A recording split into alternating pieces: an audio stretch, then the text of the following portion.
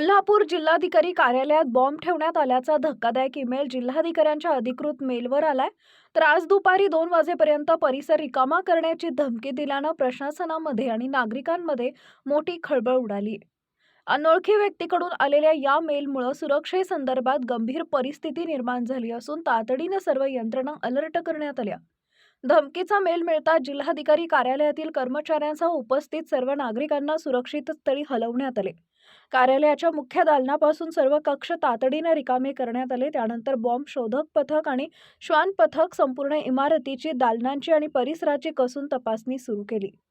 श्वानांच्या मदतीने प्रत्येक विभागात संशयास्पद वस्तूंचा शोध घेण्याचं काम युद्ध पातळीवर सुरू आहे.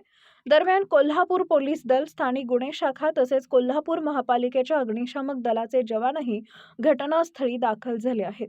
आपत्कालीन वाहने आणि अलर्ट स्थिती पाहून परिसरातील नागरिकांमध्ये भीतीचं वातावरण आहे.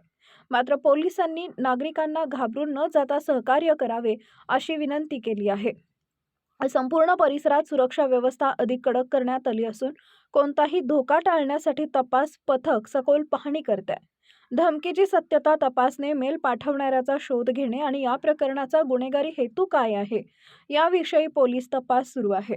या धक्कादायक मेलमुळे जिल्हाधिकारी कार्यालयात मोठी खळबळ उडाली असून संपूर्ण घटनेवर वरिष्ठ अधिकाऱ्यांचे बारकाईने लक्ष आहे. परिस्थिती नियंत्रणात असून तपास पूर्ण होईपर्यंत परिसर सील ठेवण्यात येणार असल्याची माहिती प्रशासनाकडून देण्यात आली आहे. या ठिकाणी काही आंदोलनं सुरू असल्याने, मोर्चामध्ये लोक असल्याने किंवा आज जे काही आपली तपासणी आपल्या सरकार सेवा केंद्राची होती त्यासाठी मोठ्या संख्येने लोक होते, त्यामुळे लोकांना सॉर्टिंगने किंवा एका एका एरियातून बाजूला काढून आपण ही जी काही ती तपासणी केलेली आहे.